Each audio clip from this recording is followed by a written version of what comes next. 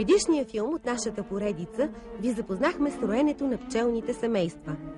Дойде моментът да разгледаме и една много важна тема, от която зависи ефективността на пчеларството – подготовката за следващата пчеларска година и зазимяването на пчелните семейства.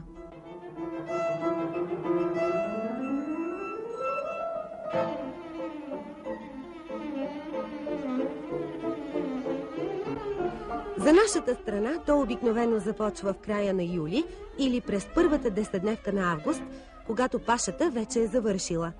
Това е много важен период в пчеларската практика, тъй като от подготовката за зазимяването зависи успешното презимуване и нормалното пролетно развитие на пчелното семейство. Веднага след завършване на последната паша е необходимо да се направи основен преглед на всички пчелни семейства. По време на този преглед се преценява внимателно качеството и възрастта на майката и качеството на пилото, силата на семейството, която проличава от броя на рамките, покрити от пчелите, и от количеството на пилото, количество и качество на хранителните запаси от мед и цветен прашец. Извършва се третиране на пчелите против варуатоза, акарно заболяване, причиняващо големи загуби на пчеларството. Ако е необходимо, сега е моментът да се попълнят хранителните запаси. Целта е през периода от 15-20 дни след свършването на пашата, пчелите, които ще отпаднат, да бъдат използвани за преработка на храната и отглеждане на пилото, от което ще се излюпят зимните пчели. Особено важно за успешното презимуване на едно семейство е то да има качествена майка. Трябва да се има предвид, че семействата, които са дали най-много мед, имат майки с доказани качества, защото те отрано са развили и поддържали силни семейства. Но такива майки са изразходвали своя потенциал, затова смяната им е наложителна. Задължителна е смяната и на тези майки, чието семейства, въпреки нашите усилия, не са достигнали нито желаното развитие, нито пък са дали очакваните добиви от мед и прашец. Качеството на новата пчелна майка може да преценим по качествата на затвореното пило, количество, плътност и начин на подреждането му. Ако майката отговаря на изискванията, тя ще продължи да снася до късно през есента и ще гарантира ранното пролетно развитие на семейството. Качествената майка – това е краягълният камък, който полагаме в основите на успеха през следващия сезон. Другото важно условие, върху което се гради успехът, са хранителни запаси. 20-25 кг мед и 3-4 кг прашец са гаранция за спокойното зимуване и ранното пролетно развитие на пчелното семейство. Пчеларите, които отчитат високи добиви от мед и восък, прилагат специални техники, които им осигуряват силни семейства още преди зазимяването. Така, например, руснакът Волохович подготвя помощни семейства, с които подсилва основното и по този начин създава едно силно семейство с 30-35 хиляди пчели при зазимяването. Много важно е това да бъдат млади пчели, които не са участвали в медосбор, преработка на сироп и отглеждане на пило, т.е. да са физиологически запазени. Всичко това може да се постигне само при наличието на млада майка и късна поддържаща паша. Ако пашата липсва, е необходимо стимулативно подхранване с цел да се продължи яйценосната дейност на майката. Следва прегледът на питите. Те се центрофугират, почистват и прибират в склада или се оставят като резерв за пролетното развитие. Въз основа на извършения подбор, пилото се поставя в средния корпус, а маломедните пити в долния корпус. Пчелите ще преработят меда, който е под пилото, и ще го подредят над бъдещото пчелно кълбо. Това е начинът да се осигури стимулативно подхранване, което, както вече казахме, удължава яйцеснасянето на майката. По време на окончателното зазимяване, семействата трябва да бъдат подредени в два корпуса. Долен, с празни килийки, освободени от последното излюпило се пило, и горен, в който са зимните хранителни запаси от мед и прашец. Тази дейност се извършва около 10-15 октомври. По изключение, по-слабите семейства се свиват на толкова рамки, колкото се покриват от пчелите, като спазваме принципа: в долния корпус се подреждат питите с пилото, а в горния корпус – пълномедните пити.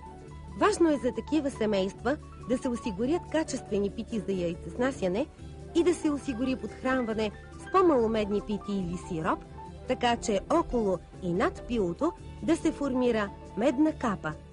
Ако се налага подхранване, то се прави в края на деня в дози, които могат да бъдат взети от пчелите през нощта.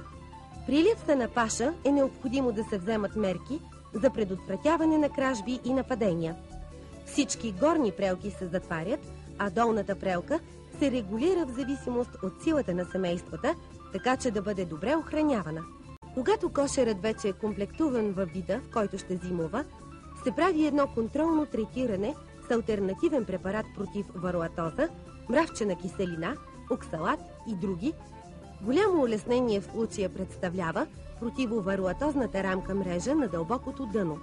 Окончателното зазимяване се прави, когато вече се е заформило пчелното кълбо. При силните семейства, които ще зимуват на пълни корпуси по 10 рамки, напряко на рамките на горния корпус с пълномедните пити се поставят 3 летвички или пръчки с размери 7 на 7 мм. Отгоре върху пръчките поставяме плътен картон от ВЛПП, който е с дебелина 2-3 мм, по-малко от размера на надрамъчното пространство. Върху картона напластяваме 4-5 слоя вестникарска хартия, които покриват плътно корпуса и са подгънати от всички страни. Преди да сложим капака върху вестниците, ги покриваме с плоча от стиропор с дебелина 2 см. При по-слабите семейства, които са подредени на по-малко от 10 рамки в корпус, се прави последна преценка. И ако има излишни рамки, прибираме ги в склада. Така окончателно формираното гнездо се покрива с картон ВЛПП. Картонът трябва да е подгънат надолу, за да покрие крайната пита и да ограничи гнездото от празното пространство като пределна дъска. После преминаваме към затварянето на прелките на корпусите. Най-напред затваряме горните прелки. Долната прелка, на дълбокото дъно, на която сме поставили мишия предпазител, отваряме. Преди това сме извадили и сме прибрали в склада рамката мрежа от дълбокото дъно, а плътната табла е на долно ниво, с което се създава въздушна възглавница за зимуването. По време на зимуването пчелните семейства се намират във фазата на относителен покой. Това е и най-спокойното време в живота на пчелина, който при нормални климатични условия обхваща периода ноември-януари. Следва януарската проверка на пчелина. Тя включва прослушване с гумен маркуч или преглеждане и почистване на дънната табла. Подморът – това са отпадналите от кълбото пчели и вида на разпечатките. Те дават информация как протича зимуването. Ако е необходимо, се прави бърз преглед. Така, изпълнявайки всички рутинни дейности, пчеларят ще бъде готов да посрещне успешно наближаващия беритбен сезон.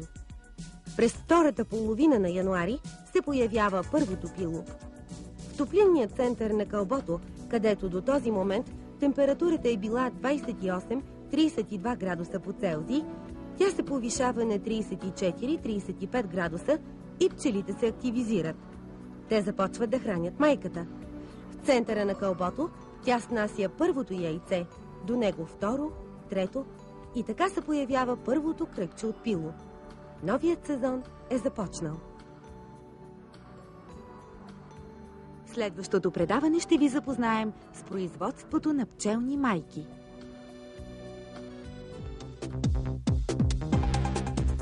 Те са ловки, те са безжалостни. Те са хитри, те са пъргави. Те имат нужда от нашата закрила. Очи в очи с животните.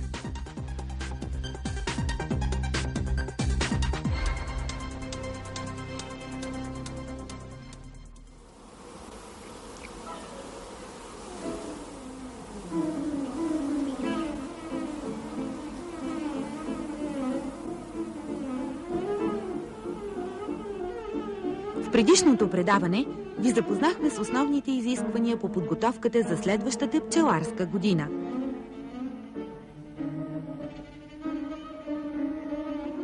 Остана да разгледаме още една важна за ефективността на пчеларството тема – Производство на пчелни майки.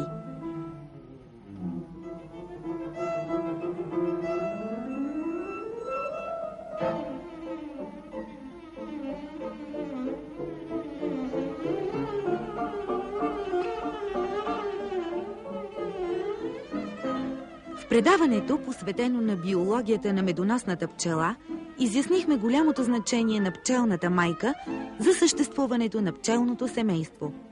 Тя е единственият индивид с напълно развити размножителни органи, от чието яйца се излюпват всички останали членове на семейството. Способността на пчелното семейство само да отгледа нова майка при роене или когато загине старата майка е забелязано от пчеларите много отдавна и е използвано при създаването на нови семейства, за смяна на старите майки или за спасяване на осиротели семейства. Ала не винаги отгледаната от едно пчелно семейство млада майка е достатъчно качествена, за да гарантира по-голяма продуктивност. Ясно е, че производството на пчелни майки е особено важен момент в пчеларството. За разлика от естественото отглеждане на пчелни майки в пчеларската практика, са експериментирани и са се наложили редица методи за изкуствено майкопроизводство. Майкопроизводството значително се опрости и стана много по-достъпно с въвеждането в практиката на йентеровия апарат или пита, както още е известен. Методът за изкуствено отглеждане на пчелни майки с йентеровия апарат е едно от най-големите открития в пчеларската технология в края на 20 век. Той принадлежи на българина Ангел Марков, за което изобретателят получава авторско свидетелство от юли 1980 година. За съжаление, то не намира признание у нас и след изтичане на забранителния срок за прилагането му е внедрено от немския пчелар Карл Йентер и по света става известно с неговото име, а не с името на истинския му автор. Ще се спрем накратко на устройството му. Тялото на апарата представлява едностранно изградена изкуствена пчелна пита. В нея има 90 пробити килийки, в които се нареждат подвижни дънца от към задната страна на апарата. Предната страна на питата наподобява восъчна основа в начален стадий на изграждането с височина 3 мм. На разстояние 12 мм от същата страна се поставя капак, ханеманова решетка, в средата на който има отвор с диаметър 3 см и кръгло капаче. С него майката се затваря в питата, за да започне да снася в килийките с подвижните дънца. Апаратът е изработен от специална пластмаса и може да се вгражда във всички модели плодникови рамки. За подреждането на изкуствените маточници на йентеровата пита се използва специално направена маточна рамка.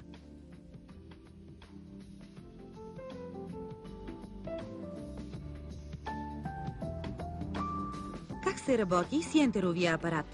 Най-напред той се закрепва с помощта на две крачета на горната рамка върху светло-кафява пита, в която са се люпили поне 2-3 поколения пчели. Сваляме задния капак на йентеровия апарат и поставяме внимателно малките чашки във всеки един отвор. Затваряме след това капака. Така приготвената пита се нарича развъдна пита.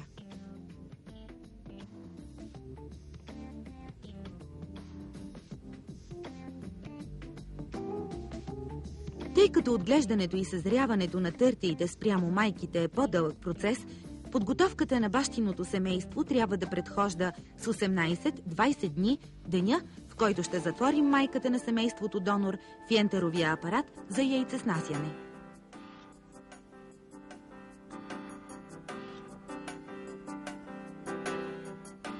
Подбираме семейство с 2-годишна майка, дало предходната година добра продукция, което е с добър нрав и от предпочитаната от нас порода.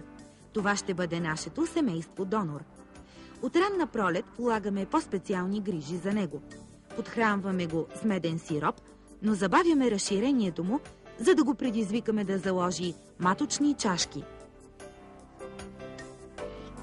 5 дни преди да поставим развъдната пита, всяка вечер го подхранваме с 300-400 грама меден сироп, към който добавяме половин разбито кокоше яйце. Наличието на маточни чашки е признак, че вече можем да му поставим развъдна пита.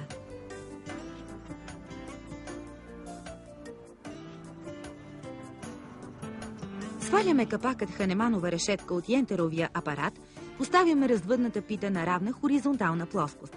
Намазваме с гъст мед с масна консистенция килийките, така че да се запълнят до половината. Отново поставяме решетката и спускаме развъдната пита в средата на семейството донор. Тя ще бъде почистена от пчелите му и ще придобие неговата специфична миризма. Ще ви предложим примерен график на работа по дати. На 1 май в 10 часа поставяме развъдната пита за почистване. На 2 май в 16 часа изваждаме почистената пита, сваляме кръглото капаче, намираме майката в гнездото и внимателно я вкарваме през отвора на апарата. Затваряме капачето и връщаме развъдната пита на мястото й. На 3 май в 10 часа изваждаме развъдната пита, сваляме ханемановата решетка и освобождаваме майката.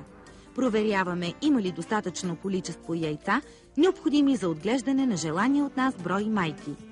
Връщаме веднага развъдната пита на същото място в гнездото.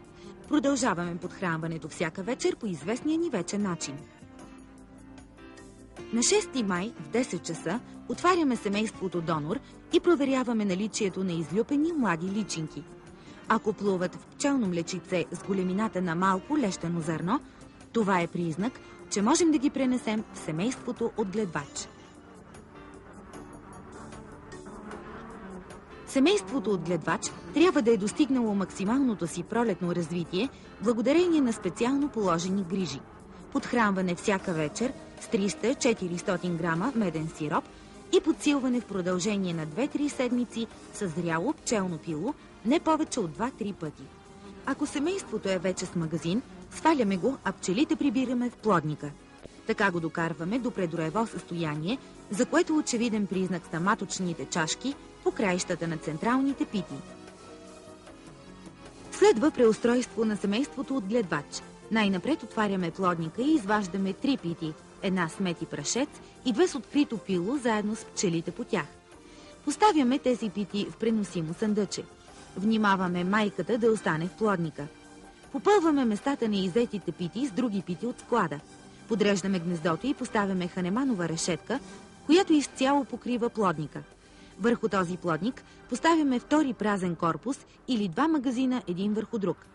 Подреждаме питите, иззети от долния корпус, в следния ред.